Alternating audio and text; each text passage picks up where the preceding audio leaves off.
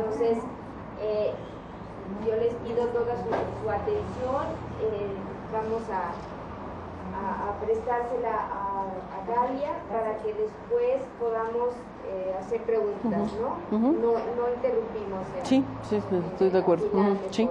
Sí. Bueno, Galia, quienes ya la conocen, es psiquiatra, psicoanalista, médico cirujano, tanatóloga, también especialista en cuestiones de suicidio y trabaja mucho en la cuestión social, en investigaciones, en publicaciones, en fin, tiene un currículum muy amplio que nos llevaría un buen rato mencionarle punto a punto.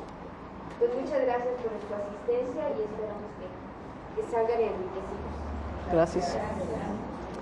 Antes que nada, un favor, celulares, regálenme una hora de su tiempo.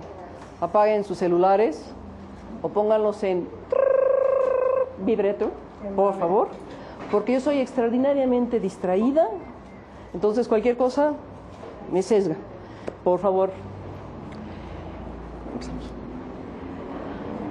Agradezco a Isabel Salís por la invitación. Agradezco la presencia de mi sobrina como mi apoyo audiovisual. Agradezco fundamentalmente su presencia.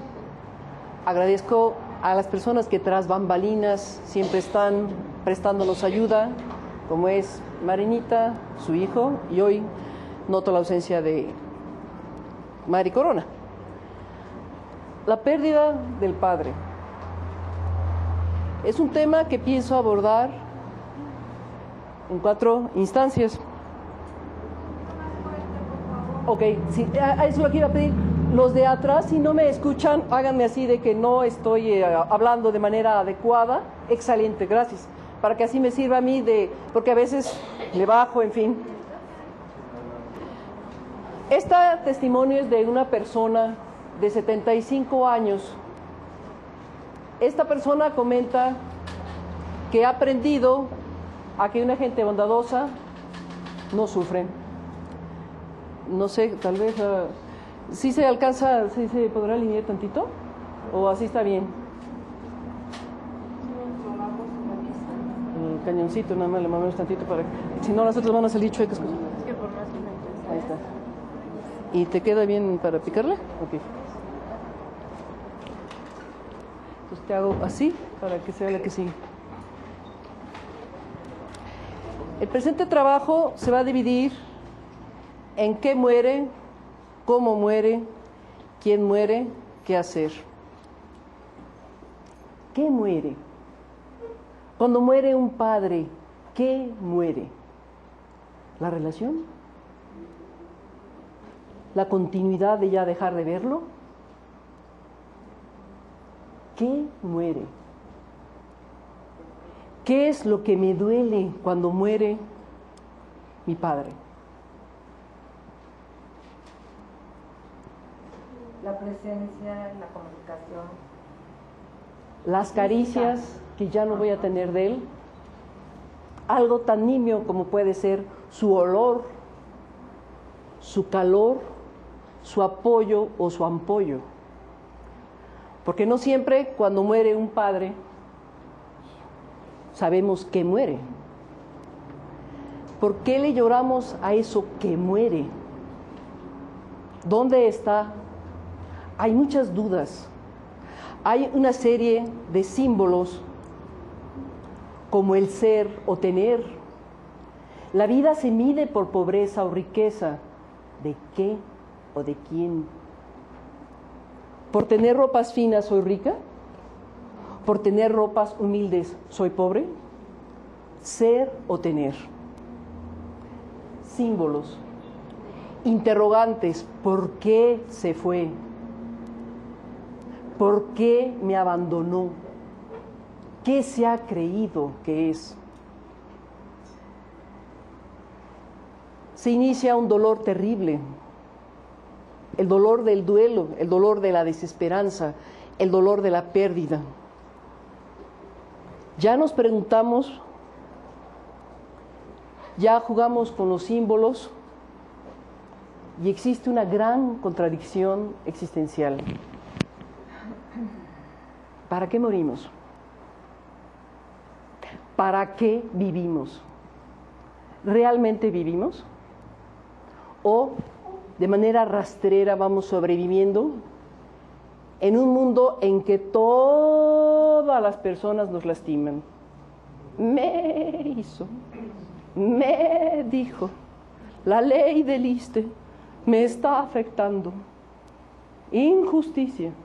¿La leyeron ya? ¿Se conoce la antigua ley o la nueva ley? Contradicción existencial. Las formas de experimentar la muerte son extrapersonales cuando el que muere es un desconocido. Está fuera de mí. No tiene la menor importancia. O tal vez la tenga. Me conmovió leer la Segunda Guerra Mundial, que Cuauhtémoc no estaba precisamente en un lecho de rosas. Van Gogh murió. Desconocidos.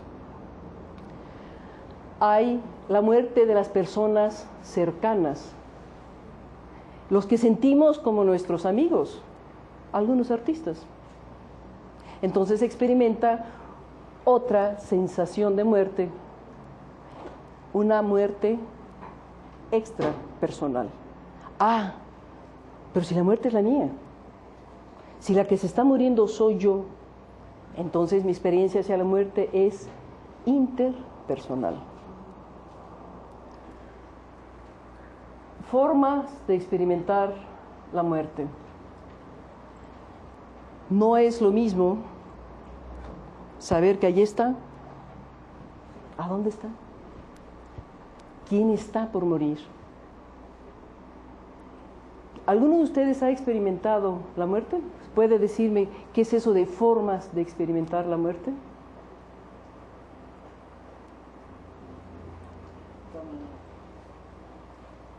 Es un caos interior.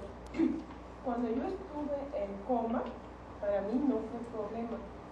Mi cuerpo estaba allá abajo y yo me estaba saliendo por la ventana. Pero regresé a mi cuerpo, todavía había como una raíz adentro y me regresé. Afuera de la ventana ya escuché la música celestial y la luz celestial. ¿Sí le escuchan allá atrás? Ok. Ella sí tiene buena voz. La música celestial, vi la luz celestial cuando estaba saliendo por la ventana. Pero algo todavía había una raíz en mi cuerpo y regresé. Y eso fue muy tranquilo. Y después tuve 72 horas de coma. Mi memoria es negra. Recuerdo todo lo que fue antes y todo lo después, el lugar, las conversaciones, todo lo que se hizo. Sufrí por lo que me hicieron después, pero la muerte no fue problema. Pero cuando mi padre enfermó, para mí fueron 4 años de muerte paulatina, por el mal manejo, por la ineptitud médica. El médico, el asilo era no adicto.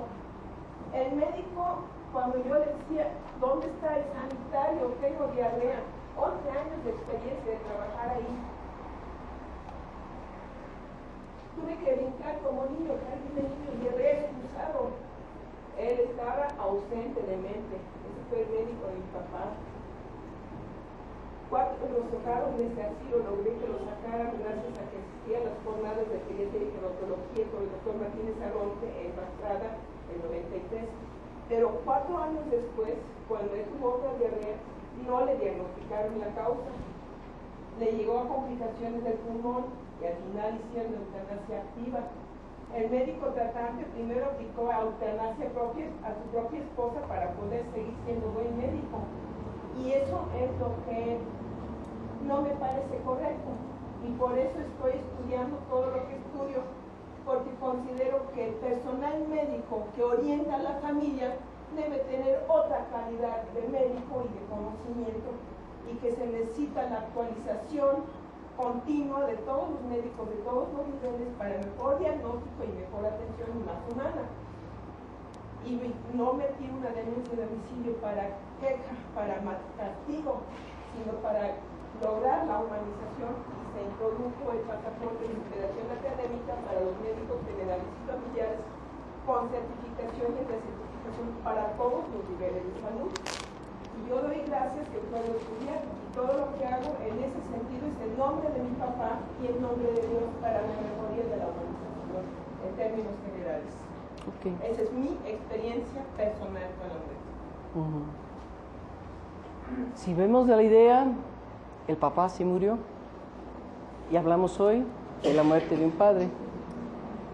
Gracias. Si vemos la idea, el papá sí murió y hoy estamos hablando de la pérdida de un padre.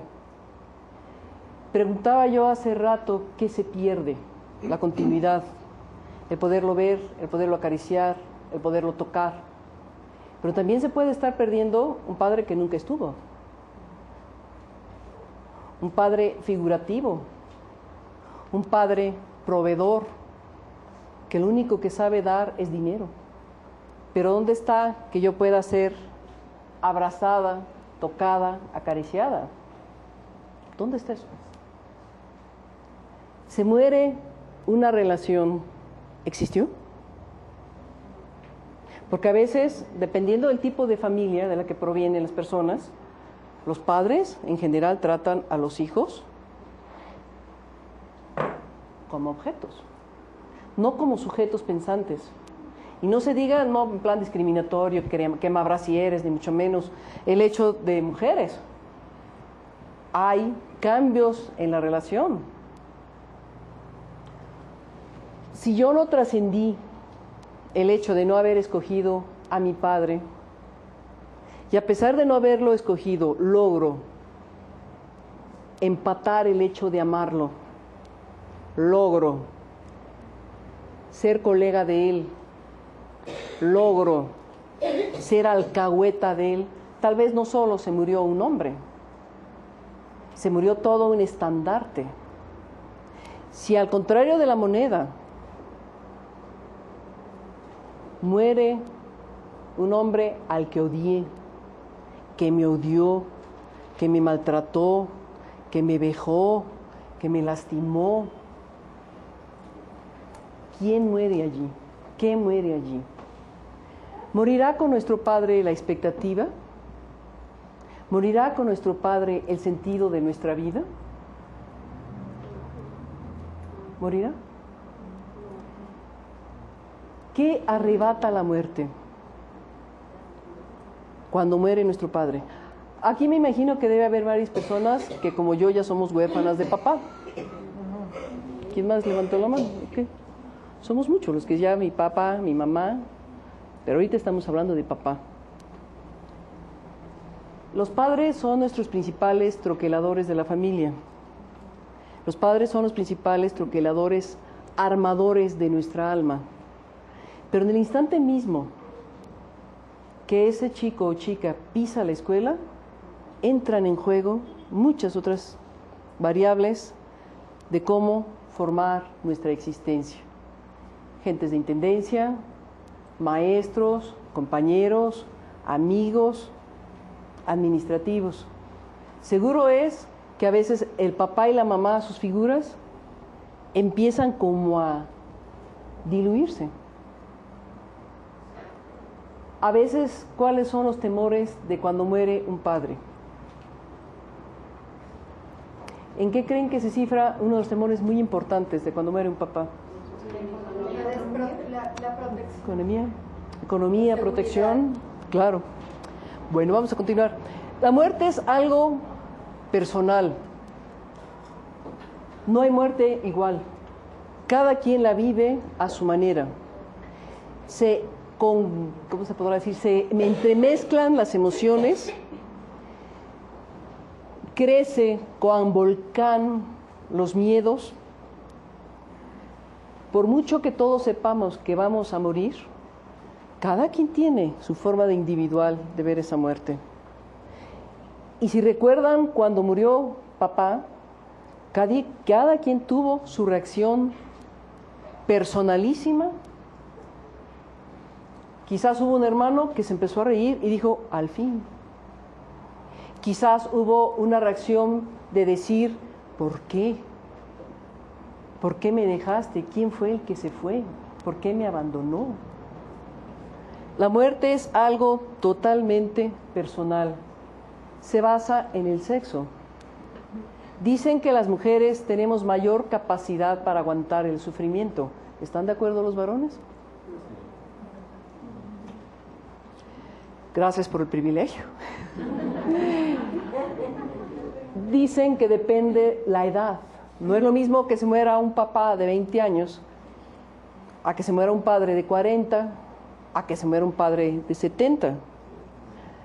No es lo mismo que se muera un padre que nos dejó cargados de deudas, a un padre que sabe, ni para padre que se está muriendo cuando tiene tiempo de darse cuenta que está muriendo, a que muere y nos deja súper privilegiados, súper cómodos. Es el menor o lo menos frecuente. La cultura. No es lo mismo que se muera un jerarca en nuestras etnias que una persona en zona urbana. La muerte es, insisto, personalísima. La religión. No sé, no quiero meterme en grandes ramas porque dicen que, en problemas, perdón, porque política y religión, cuidado con la razón y el corazón.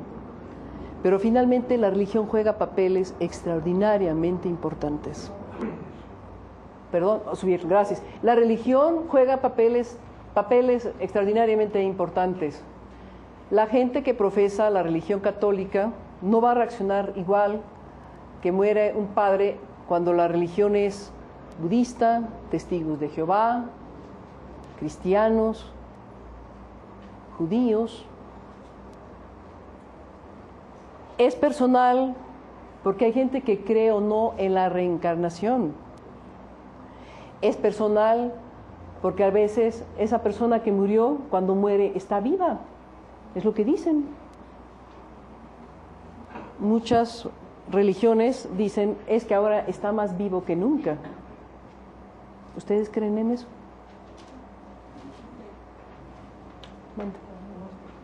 La persona que siente que está más vivo que nunca es un sentir interior. La otra persona, sea cadáver comido por gusanos, sea ceniza, ahí se quedó. Pero lo que significó en un momento dado en su vida, para mí, eso es lo que cuenta. No importando la religión que yo tenga que influya en mi pensamiento. Mi papá, la ceniza no vuelve a caminar, pero él vive dentro de mí, porque él es la inspiración para lo que yo estoy haciendo. Y Cristo vive, pero en la forma como yo lo siento y como yo lo interpreto, no en la forma como él profesó. Claro. ¿Me das la que sigue, mi amor? La siguiente habla sobre cómo muere. No es lo mismo una muerte esperada que una muerte súbita. La muerte esperada en general es o una enfermedad, secuelas de algún accidente ya en casa o de automóvil, o continuando la intervención, una iatrogenia médica. Una iatrogenia médica, un error, porque iatrogenia médica es una redundancia, un error médico. Yo soy médica y manejo el principio elemental de que todos somos seres humanos, tengamos el título nobiliario que tengamos. A veces los médicos la metemos, ¿por qué no? Cuando la muerte es esperada, manejamos el duelo anticipatorio, que es el más o de los más dolorosos duelos que hay, porque yo le llamo el cúmulo de las culpas y el acumulamiento de la ambivalencia. Al mismo tiempo, si la enfermedad es crónica y me está desgastando económicamente, emocionalmente, socialmente, filialmente y todas las mentes que se les ocurra, obviamente que hay momentos en que uno desea que ese enfermo ya se muera, ya que deje de sufrir. Decimos como si fuéramos angelitos, pero la verdad ya nos queremos ir a descansar. Esa es una realidad. Lo sabe quien haya padecido acompañar a un padre con una enfermedad larga, muerte esperada. Sin embargo, por muy esperada que sea la muerte, es una asesina, es odiosa, es horrible, es violenta y finalmente de alguna manera no es del todo esperada. Pero gracias a ese duelo anticipatorio, medio, comillas al infinito, se presume que el corazón y la razón están preparados para el despegue de esa persona, la muerte de esa persona. Durante que eso acontece, hay un sufrimiento holístico, un sufrimiento total, porque vamos viendo el desgaste físico de esa persona, el desgaste emocional de esa persona. La persona es el paciente y quienes lo rodean son los cuidadores. Llega a haber lo que se llama colapso del cuidador. Eso incluye personas significativas, familiares o miembros del equipo de salud, aunque usted no lo crea. Estamos ante una persona que se sabe que va a morir médicamente hablando y los colegas, los pequeños, los estudiantes de medicina están alrededor de la cama que parece que se están orinando. Y de lejos, observando la imagen, están los parientes de esa persona muy enojados porque sienten que el médico no siente, que el médico es un inconsciente, que es un hijo de pip. No es cierto.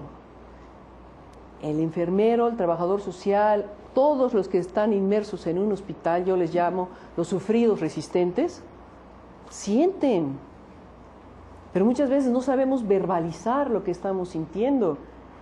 Y si no son mentirosos y mentirosas, recuerden una ida al cine, en la que hay un espectáculo donde la gente está llorando. No somos capaces de pasar la mano y decir, aquí estoy. Cada quien se enconcha y está la revista, el cine, la película, y en el moco, y no pasamos la mano. Menos en un ambiente hospitalario, donde todo es para ayer, y no es defensa.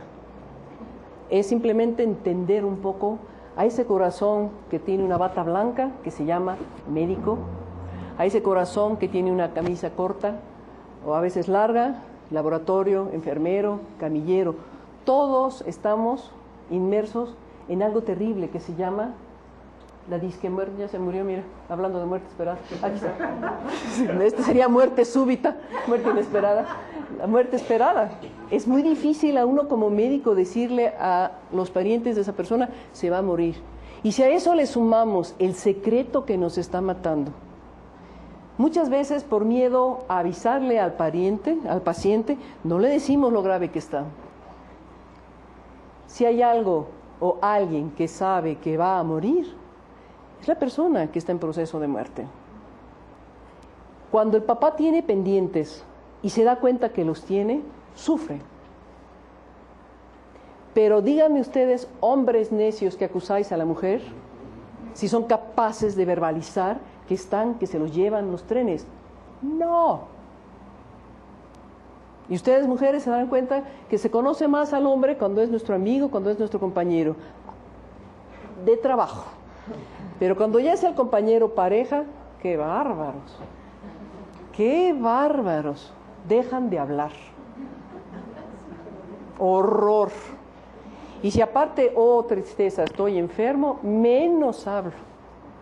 Las cajas fuertes hacen más ruido a la hora de mover la chiva de que un hombre habla de que le está doliendo el alma.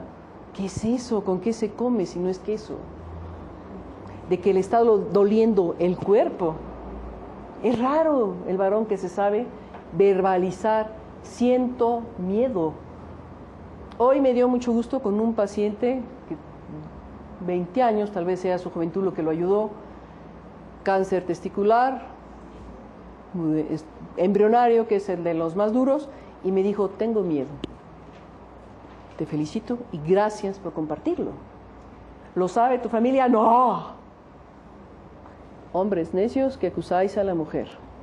Díganme si son capaces de verbalizar que les duele el corazón, que les duele la mano, que les duele el estómago. Lo más seguro es que no, que le duele la muela. Primero se entera la abuela que se está muriendo a que el papá acepte que tiene algo grave. Eso es otro sufrimiento del hombre. Hay un libro de Collange, se escribe así, Collange, no sé cómo se pronuncia. No es fácil ser hombre, justamente por eso. Mi hermetismo. A más interés tienen en la mujer, Dios mío, más silenciosos se vuelven. Constátenlo quienes tengan pareja. No me van a dejar mentir. Es raro el hombre parlachín, que comunica, que se sienta mal. Es rarísimo. Ah, pero no se trata de hablar del coche o del fútbol. ¡Gol! Ah, entonces ahí sí vemos a los hombres hasta gritar y brincar. Muerte esperada. Por muy esperada que esté la muerte, no deja de ser asesina. Es muy diferente cuando hablamos de muerte súbita, muerte inesperada. Aquí podemos hablar de lo... Voy a subir un poco más la voz porque como abrieron, tal vez el ruido haga... Aquí podemos hablar, si es que es un calor endemoniado, de duelos especiales, porque una muerte súbita puede ser el infarto masivo del corazón, muy frecuente en los varones. Somos primermundistas, México, wow, en enfermarnos de problemas cardíacos. Wow, yes, ahí la llevamos. Maravilloso. En eso sí la hacemos. Muerte súbita, un choque de automóvil, una caída en las escaleras, es pues una muerte inesperada en la que la furia de la naturaleza también puede estar involucrada. Maremotos, lo que está de moda a partir del 85 en México, temblores trepidatorios, oscilatorios, suicidio o homicidio, muerte inesperada. En la muerte esperada, de alguna manera, hay una posibilidad, con Z, comillas a los lados, de prepararnos. Aquí no la hay. Y en general, el cadáver que queda es un cadáver muy violentado, muy lastimado. Y eso, a ver el celular, ya estamos como en la primaria. Lástima que no traje paletitas para darle paleta a la persona del celular. Les pedí 1 hora de su tiempo, nos vamos a llevar menos, van a ver. La muerte súbita, ya hasta se me fue la... Les digo, soy muy distraída. Ok, el cadáver que queda en general, gracias por el empujón, el cadáver que queda en general es un cadáver lastimado, violento, y eso cuando hay cuerpo. Porque hay gente que ha tenido la tristeza de enterrar cenizas, de que le dan un ataúd al que le pusieron unas cuantas piedritas y dijeron, ahí está, ahí está, creo que allí yace, tal vez esté. Y es curioso, a nivel sanitario no permiten, que abra uno el ataúd de lo que le entregan a uno. Un avionazo, por ejemplo, es un clásico ejemplo de lo que les estoy diciendo. ¿A quién enterré allí? O como seguramente se enteraron en las noticias, claro que era la abuelita de X o Y, de que le cambiaron el cadáver en un velatorio en el norte. No digamos nombres para... que en un velatorio del norte cambiaron el cadáver. Seguramente vieron esas noticias. Entonces, la muerte súbita no nos da la posibilidad de prepararnos para el duelo. Ya llegó Isabel Corona, Mari Corona era la que... Es que les di las gracias porque siempre ayudan, Mari. Entonces, pues ya la echaba yo de menos. No hay posibilidad de establecer un duelo. Cuando la muerte es por crimen, esa persona está llena de rabia, mucha rabia, unos deseos inauditos de venganza. El mundo se le queda corto ante tanta impotencia. El suicidio es un doble mensaje. Estoy tan harto de vivir que prefiero morir.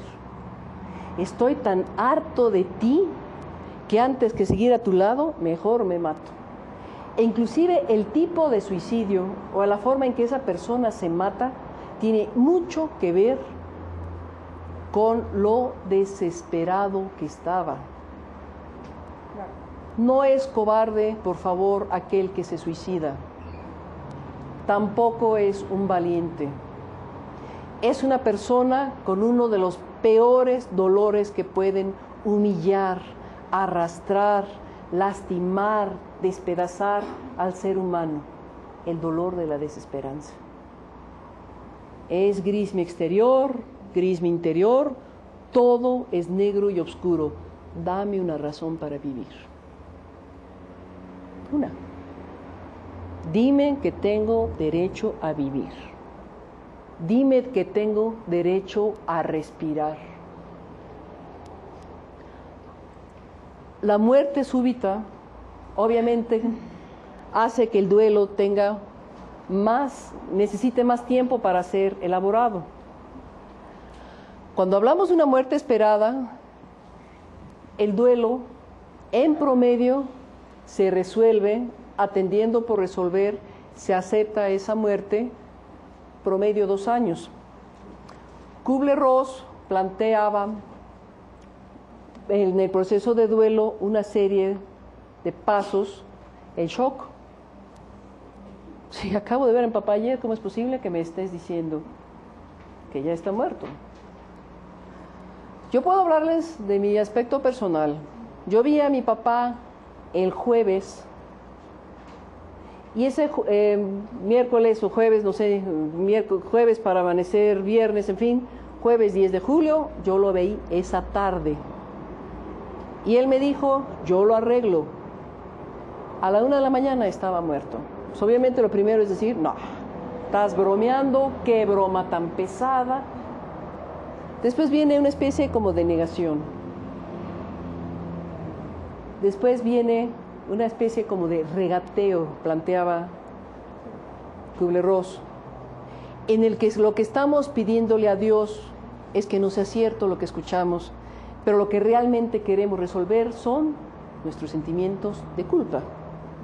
Después viene una profunda depresión, una profundísima tristeza. Mucha tristeza. Un periodo de rabia que, perdónenme la expresión, ahí como tanatólogos necesitan hacer que esa persona la vomite. No la debe guardar ni en el... No, a ver, ¿desde dónde ya no oyeron? Pues, en el instante mismo que no me oigan. ¿Dónde me quedé que no me oyeron? Primero es la negación. Proceso de negación, tristeza, mucha tristeza, rabia que hay que vomitarla. Pedí perdón por la expresión de vomitar esa rabia. No debe quedar en ningún pequeño poro de su piel. La rabia hay que sacarla, porque si no, vienen problemas. Eso no lo dice Kubler-Ross, pero lo he tenido con mi experiencia. ¿Está bien o le paso un chiclín? ¿Está bien? Nada más traigo chicles, no traigo dulces. Ay, ya me distraje. Viene depresión, rabia, la rabia hay que vomitarla. El periodo resuelto, de acuerdo a Kubler-Ross, es la aceptación cuando se llega a la conclusión que la muerte no es ausencia, es simplemente un cambio de presencia. El maestro Reyes Ubiria señala lo mismo prácticamente, pero en la aceptación plantea que el que murió ya es nuestro ángel guardián.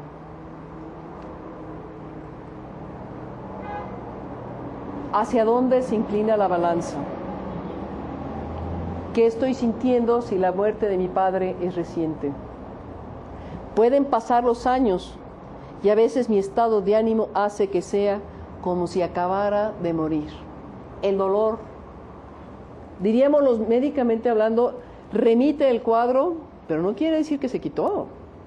Sin embargo, el nivel del recuerdo ya ha ido mejorando, porque puedo hablar de ello y no me desbarato en gritos, en lágrimas, porque es un dolor brutal. Perdónenme la expresión, es un dolor brutal. También entra en juego si esa familia es disfuncional. Si se fue el papá, se murió el papá, y quedaron asuntos pendientes en el tintero, a la pérdida, a la muerte, a la desaparición física de esa persona, le agrego mi sentimiento de culpa, de rabia. Y volvemos, ojalá se me hubiera acordado, yo debía haber traído un basurero de aquí al piso. Hubiera hablado con él. Y si hubiera llevado a un mejor hospital. Y si me hubiese. Perdónenme, no puedo decir las palabras que me encantaría decir por mi ascendencia veracruzana, pero los hubieras es ya te pip. No hay nada que hacer. No le agregues a esa pérdida el sentimiento flagelatorio, cuan desfile de Tasco en Semana Santa, con esos hubieras. Es inercia, es castigo. ¿Para qué agregar a la pérdida los hubieras? Cuando ustedes se encuentren en eso, busquen una respuesta en cuál es la ganancia secundaria para estar queriendo batirse, perdónenme de la expresión, en la vitamina K de los hubiera. Digo, ya más radical no puede ser. Ustedes ven una excreta, no la recogen y la guardan y dicen, me saqué la lotería. ¡Guau! Que nadie la huela, que nadie la vea. Es mi premio mayor. Cuando se encuentren exclamando hubiera, recuerden eso. ¿Para qué? ¿Ok? ¿Qué sigue, misión? Creo que aquí es quien muere. Sí.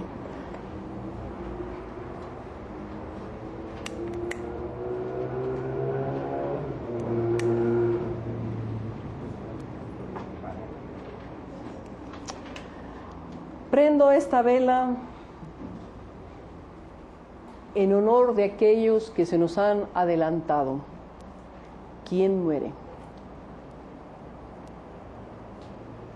¿Quién murió para cada quien de ustedes? ¿Quién murió para mí? ¿Quién murió para ti? ¿Quién murió para cada quien de nosotros? ¿Quién murió? Gracias, amor. ¿Quién murió? Vuelvo a reiterar y repetir cuantas veces sea necesario. Perdón que esté tapando la gráfica. Muere un ser completo,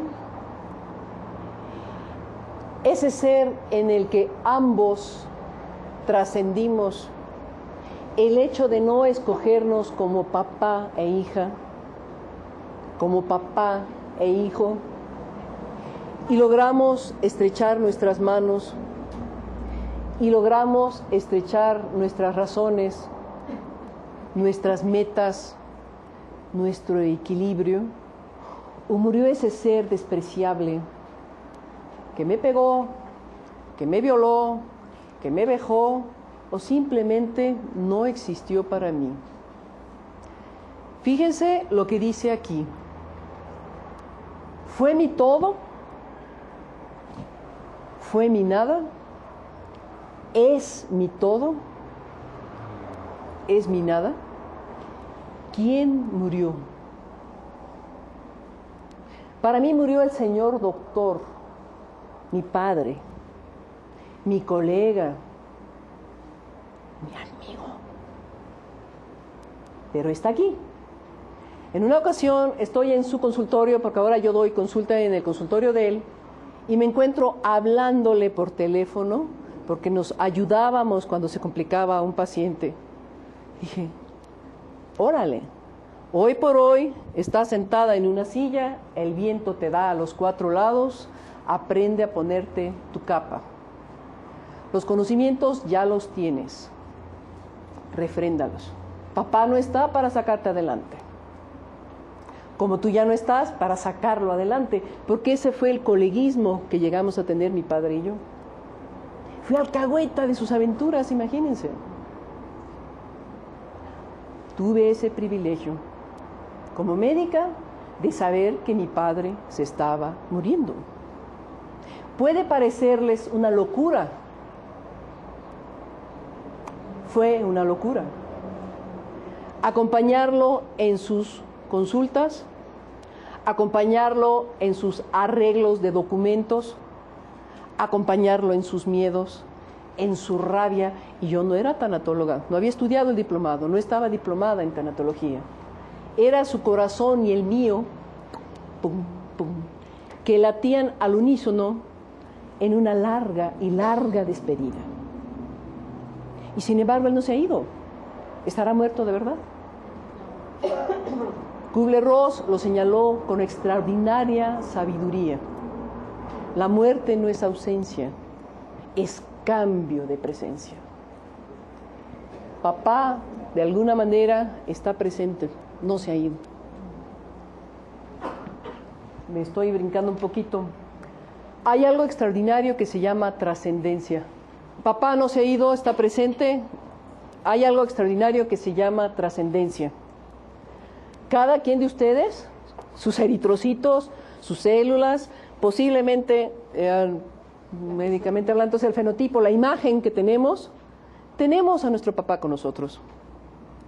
El muerto muere hasta que uno lo olvida. Eso es una extraordinaria realidad. San Agustín decía, yo quiero recordarte y gracias a ti, oh memoria, cierro mis ojos, veo tu imagen, huelo mi piel, huelo tu piel, te escucho, me escucho. Papá nunca se ha ido, está con nosotros. ¿Sí es verdad? Sí. Aquí sigue, mi amor. Aquí sí se los voy a leer textual porque esto sí no me lo aprendí. Aquellos que se nos han... Espérame, los lentes. Aquellos que nos han dejado no están ausentes, son invisibles.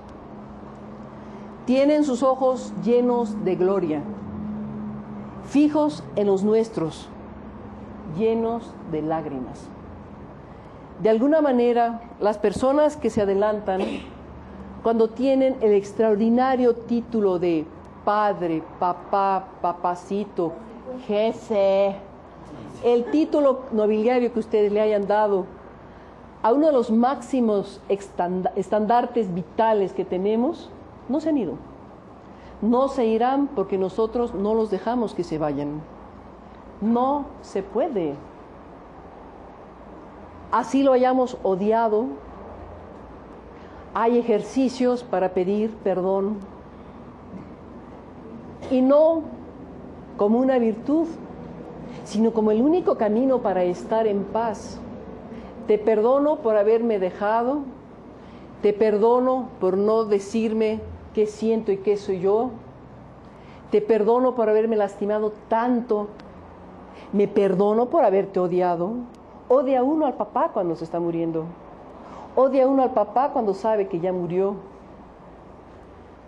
Si llegan a tener deudas, este hijo de pip, malna pip, si no las dejó, de todos modos con su muerte nos deja una enorme carga, dependiendo de cómo queramos resolver esa ausencia-presencia. Puede ser algo maravilloso. Al inicio es algo monstruoso, doloroso. Mi corazón se desborda en dolor. Un dolor que lo toco y las paredes gritan, el piso también, no existe el cielo, estoy encerrada, estoy encapsulada. Si yo hablara como psiquiatra diría estoy loca, psicótica de dolor. Me desapego y me deslizo en fuera realidad. Mi corazón está gritando, pero va pasando el tiempo. Y entonces empiezo a ver qué fue lo que acompañé. ¿A la nada o al todo? ¿Qué fue lo que me dejó? ¿Nada o todo? Hay de aquel tonto o tonta que se atreva a decir que su papá no le dejó nada, aunque no les haya heredado nada. ¿Por qué creen que estoy diciendo que es tonto o tonta? Porque tenemos que porque estamos vivos, aquí estamos. La muerte puede arrebatarles lo que sea, pero nunca les va a arrebatar o quitar la capacidad de decidir, la capacidad de escoger, la capacidad de tener fe, ya sea en un Kleenex, en una pata de conejo o en Dios, pero lo más importante, la fe en mí. Verse en el espejo y poder decir, tengo fe en mí. Papá se adelantó físicamente, pero yo no le he dejado ir. Porque la mitad mía le pertenece a mamá, la otra mitad a papá, aunque yo sea un todo. Se juntó un espermatozoide con un óvulo, y qué personajes son cada uno de ustedes, aunque su papá ya no esté. Lo único que me queda es decirles muchas, muchas gracias.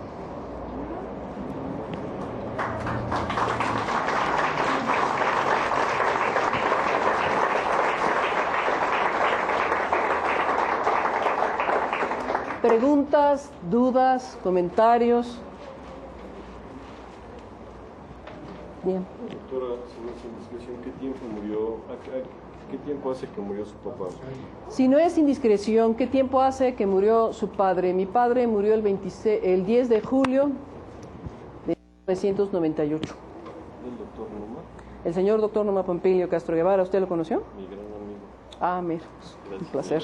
Gracias. Amigo de mi padre, gracias. Yo también. También, gracias. Doctor Quesada. Compartiendo esto de la muerte esperada o duelo anticipatorio. Yo tuve la experiencia de una paciente. ¿Lo oyen allá adelante? Fuerte, doctor, por favor. La experiencia de una paciente que su hermano, retrasado mental, fue atropellado. Híjole. Quedó politraumatizado, en terapia intensiva, con sondas, con todo lo que sabemos que se hace médicamente. Estuvimos trabajando sobre ese duelo anticipatorio y resulta que este joven no falleció. Y lo mejor todavía, y así me lo asegura, dice, doctor, creo que hasta ahora está menos retrasado mental, como si volviera a nacer. Y a mí me consta, he visto varios pacientes que estuvieron con experiencias cercanas a la muerte y son otros, ya no son los de anteriores, ahora son diferentes, son más humanos. Y cuando dices tú, y lo aseguramos, que nuestros seres queridos no se van, es cierto. Esto que voy a compartir yo creo que no me lo van a creer. Yo soy psiquiatra y los psiquiatras tenemos fama de muchas cosas, hasta de locos o medio locos. Eso, les ganamos. Esta paciente, su hermanita falleció de un cáncer, sufrió mucho, 16 años. La sepultaron. Dice, doctor, ¿y qué cree? Le habíamos comprado un celular una semana antes de morir. Y cuando ya estaba muerta, yo tenía el celular en la mano.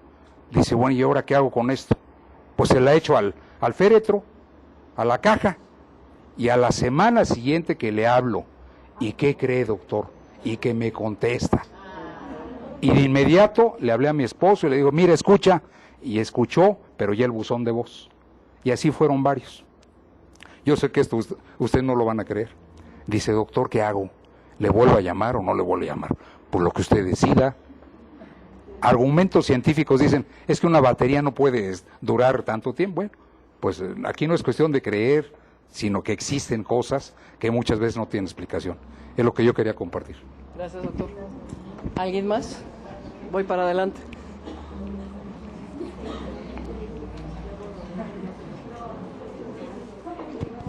Bueno, hablando de... Aquí, hay que hablarlo para las personas que están escuchando. Pero Hablando de cosas sobrenaturales, mi cuñado se mató en un accidente aéreo, se estrelló en su avión, fue muerte súbita.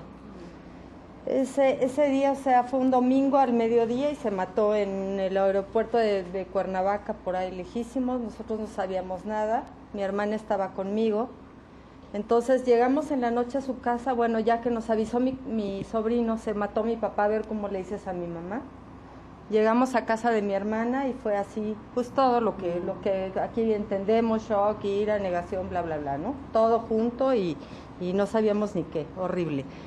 Y en la noche llegó el mecánico de mi cuñado, que fue el que lo acompañó en todo este trayecto, y estábamos todos alrededor de la cama de mi hermana, estábamos como 13 personas, y de pronto se prende la grabadora, y mi cuñado era fanático de la música clásica, y se prende el bolero de Ravel, tan, tarararararán, tararán, tarararararán. O sea, volteamos todos a ver quién carajos había prendido, ¿no? En ese momento, todos estábamos sentados alrededor de la cama, nadie prendió nada.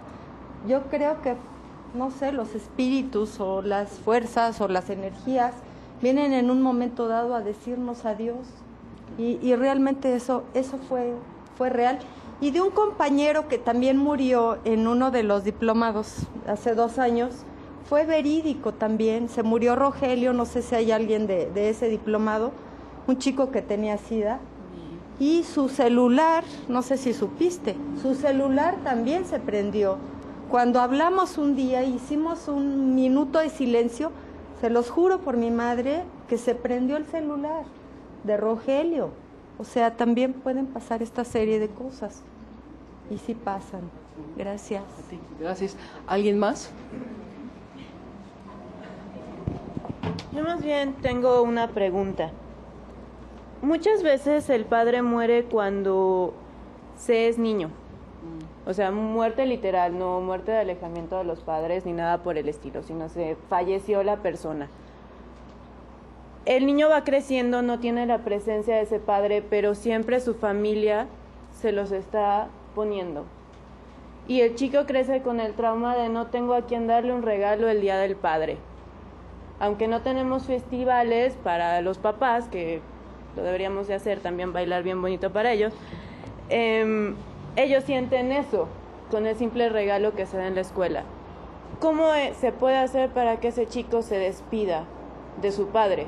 Porque es un punto que dice, yo estoy cargando con un fantasma que ni siquiera conocí. ¿Cómo me despido de ese ser? Y por otro lado, hablando de energías, obviamente se pueden despedir las personas que ya se fueron. El punto es que nosotros también nos despidamos. Porque muchas veces se llegan a presentar, y uno dice, si se presentó, que se vuelva a presentar. No hay que ser así. Si ya se despidieron, hay que decir adiós también. Yo también te quiero y gracias por haberte presentado. Adiós.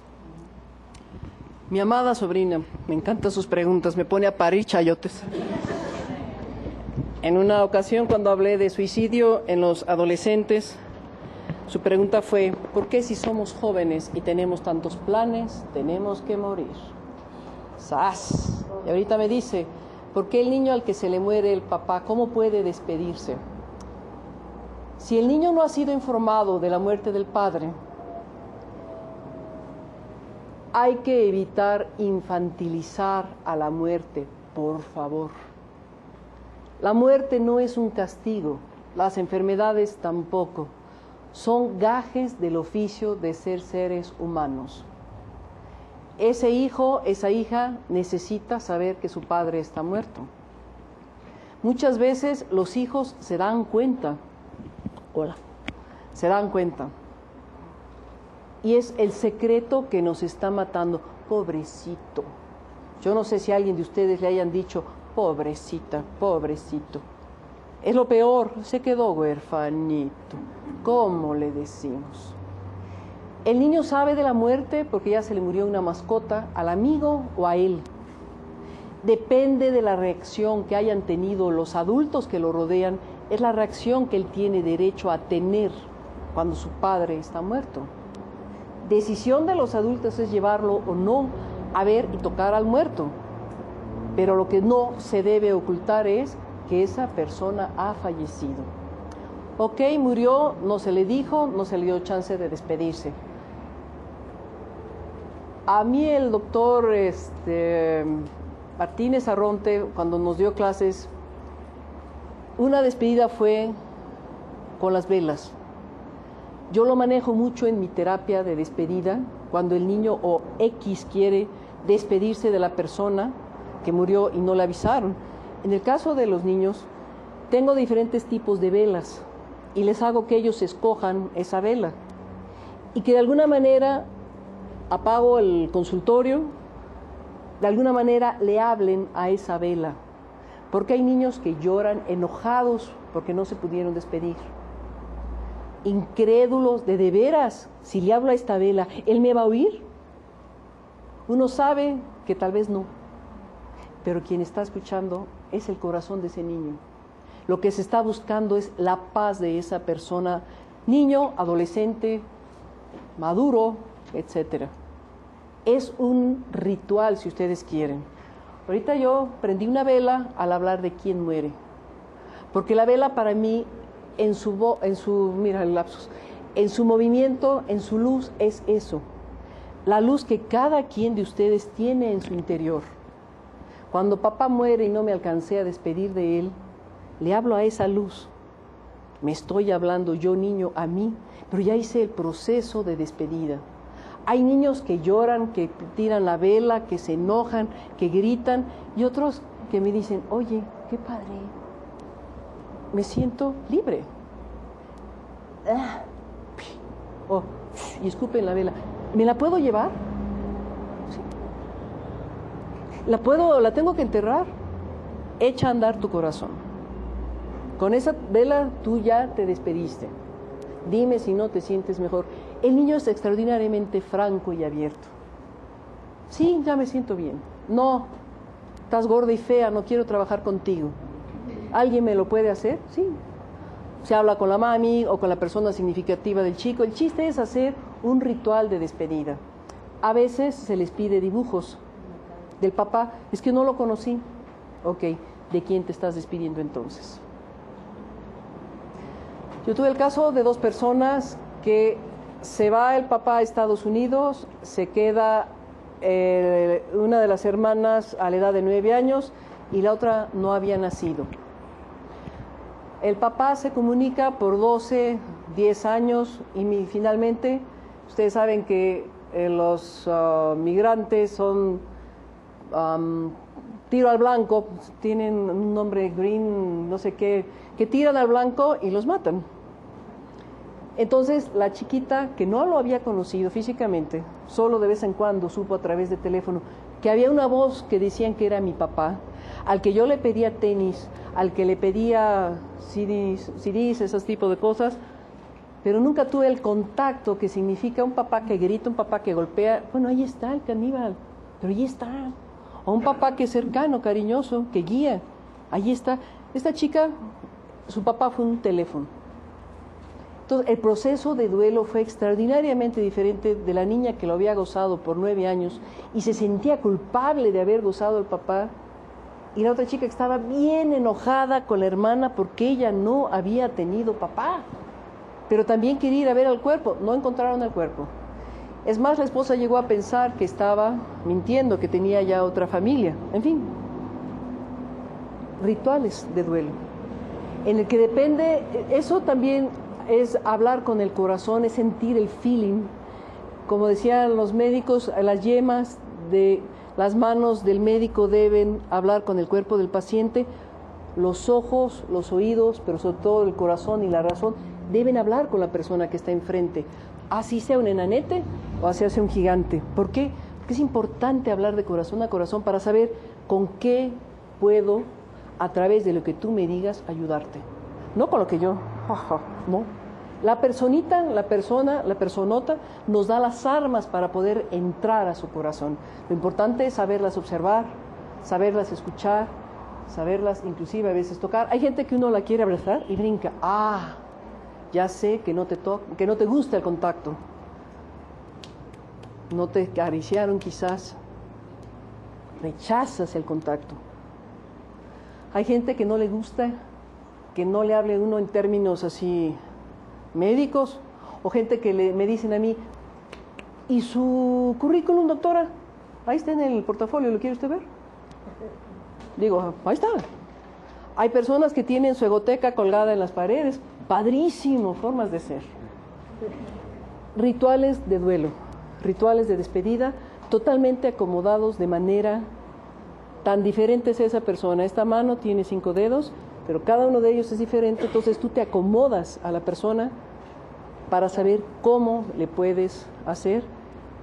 No hablarle, hay gente que dice, sí, es que sí hay forma de hablarle a los que ya se fueron. Hay una pareja que está en Estado de México, que inclusive a través de grabaciones y grabadoras hacen contacto con las personas que ya se fueron, a ellos se les mató una hija y tienen cartas enteras de la chica, e incluso hasta les ha llegado a decir, mi camino ya está andado, déjenme en paz, yo estoy bien. Generalmente cuando muere una persona, lo que queremos es saber, lo que queremos saber cuando esa persona está viva, que esté bien. Yo quiero que estés bien. A eso se reduce todo. Yo quiero saber, por Dios, que no sufrió. Yo quiero, bueno, ¿y esa persona? Déjenlo que se vaya, no se ha ido ni se va a ir. Pero en la forma en que lo recordemos está el estar de esa persona. Luego entonces está el estar de tu persona, el estar de tu persona, el estar de mi persona. ¿Alguna otra duda, pregunta o comentario? Yo le quería decir del Mande. caso ese que acabas de decir del Estado, o sea, yo supe de ese caso, y decían que la mamá era hija única, esta chica tenía como 17 años, Sí, así es. y lloraba todo el día, no podía. Y cuando oyó la voz de su mamá, No se oye aquí. cuando oyó la voz de su mamá, de su hija, se tranquilizó y ya salió adelante, ya ni duelo, o sea, entendió muchas cosas que no podía entender la madre. Porque como dicen, ¿quién entiende a la muerte? A ver, ¿quién la entiende? Dígame. Yo quiero saber qué consecuencias emocionales puede traer para un niño cuando tiene un padre ausente y la madre o los familiares le dicen que el padre ha muerto. Yo quiero saber qué consecuencias tiene un niño que tiene un padre ausente y que muere y que le avisan que ya murió. No, A ver. le hacen creer que está mal. Ah, ¿qué tal? Yo pienso que las consecuencias que tiene cualquier mentira, y hay mentiras, dicen, es que hay mentiras más graves que otras. Yo no estoy de acuerdo. La mentira, como el robo, es mentira y robo. Las consecuencias sería adivinatorio, muy soberbio de mi parte decirle, apunte usted allí, anótele, le va a pasar, yo profeta. No, se basa íntegramente en la personalidad de ese pequeño, en el macrocosmos, sus parientes, el trato que le han dado. Porque el día de mañana el papá se puede llegar a presentar. ¿Y cómo rayos justifico esa mentira? Para mentir hay que tener una libreta con directorio público para escribir toda la sarta de mentiras que tuve que hacer, porque empieza una mentira y para defender esa mentira y para alimentar esa mentira necesito una bola de mentiras. La verdad no. En su desnudez, por muy dura que sea, es frontal. No necesito mentirle a nadie. Mi padre eso es algo que nos enseñó a nosotros. Hijita, quien no le teme a la verdad no le teme a nada, a nadie, pero mucho menos a sí mismo. La consecuencia emocional de este chamaco, habría que preguntar la edad, cómo se lleva él con su fantasma, porque los niños son extraordinarios. Papá no está, pero él inventa un amigo imaginario que le puede poner el apodo de papá. O un tío hace las veces de papá. O sea, esto es personalísimo, insisto. Porque yo no puedo, sería muy mentiroso, muy presumido de mi parte decirle, no. Yo necesito ver al niño, saber cómo se lleva con su fantasma, cómo se lleva con los presentes mentirosos, bola de cobardes. Espero que no sea usted, porque si no ya metí las patas hasta el fondo, pero es una realidad. La verdad. No peca, pero incomoda cuando no se sabe qué hacer con ella. Cuando ya sabemos qué hacer con ella, que ruede el mundo. Pues de nuevo muchas gracias por su atención antes de que sus hijos terminen. Gracias.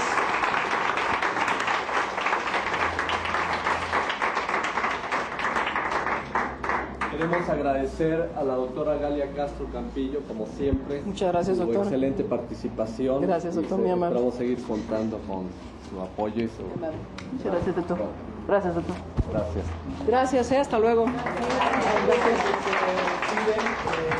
queremos invitar a que nos acompañen El día de hoy tenemos el honor de que ingrese una nueva socia activa a la Asociación Mexicana de Tanatología. Como ustedes saben, para ingresar como miembro activo se tiene que cumplir una serie de requisitos y quien hoy recibe este diploma, la acredita como nueva socia de la Asociación Mexicana de Tanatología, la acredita precisamente después de haber cursado el diplomado de tanatología.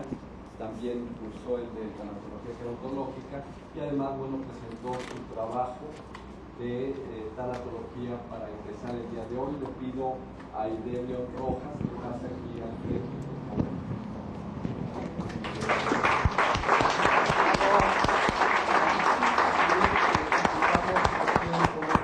Para la toma de protesta como nueva socia de la Asociación Mexicana de Tanatología.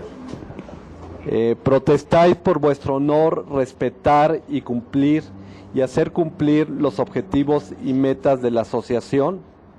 Sí, protesto. Sí, protesto. Protestáis por vuestro honor, cumplir con lo que mandan los estatutos de la asociación, lo mismo que con los reglamentos internos de la misma.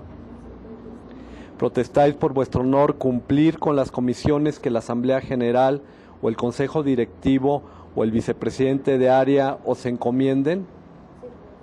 Si así lo hicieres, que la asociación os lo premie y si no, que os lo demande. Voy a continuación a leer las obligaciones que adquiere como socia.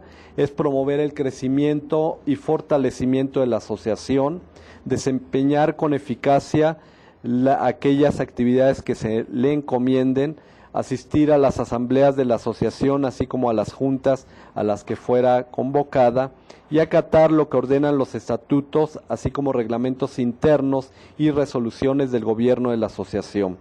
Son derechos también el ser elegida como miembro de gobierno de la asociación, ya sea en el consejo, en la mesa directiva o por alguna comisión auxiliar, tener voz y voto en las asambleas generales y en toda ocasión en donde se deba votar, así como recibir las publicaciones de la asociación y el diploma que hoy, el día de hoy, le entregamos. Muchas gracias y felicidades. Gracias. Felicidades.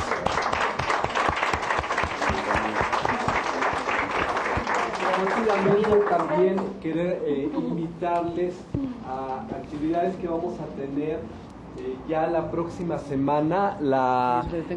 Gracias. La vicepresidencia científica a cargo del doctor Bernardo Villa está organizando la semana próxima un evento importante porque vamos a tener a través de él va a estar con nosotros el director del Centro de San Camilo de Guadalajara, el reverendo Silvio Marinelli, de origen italiano y que lleva ya pues muchos años con una gran experiencia. Como ustedes saben, esta organización está trabajando precisamente acompañando al paciente moribundo y tienen publicaciones y experiencias precisamente muy interesantes, y la semana próxima vamos a tener con él tres conferencias tipo curso, porque van a ser de las 7 a las 10 de la noche aquí en la sede de la asociación, lunes, martes y miércoles. Nos va a hablar de la filosofía de los cuidados paliativos el primer día. El segundo día, el martes 19, la espiritualidad en los cuidados paliativos.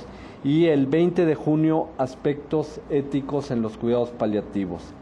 También queremos informarles que el sábado teníamos un taller muy importante e interesante, la reingeniería emocional, por la maestra María López. Desafortunadamente ella tuvo un problema muy serio de salud, la tuvieron que internar de emergencia y pues nos avisaron que desafortunadamente no va a estar para este sábado, de tal forma que se tuvo que cancelar ese taller y esperamos que pronto se pueda recuperar y tenerla nuevamente con nosotros. Para el siguiente sábado 23 de junio tendremos un curso taller sobre ayudas a los que ayudan. El año pasado ya tuvimos esa experiencia y bueno, nuevamente con algunas pequeñas modificaciones vamos a tenerlo el sábado 23 aquí en la sede de la asociación, sábado 23 de 9:30 a 13:30, ¿sí?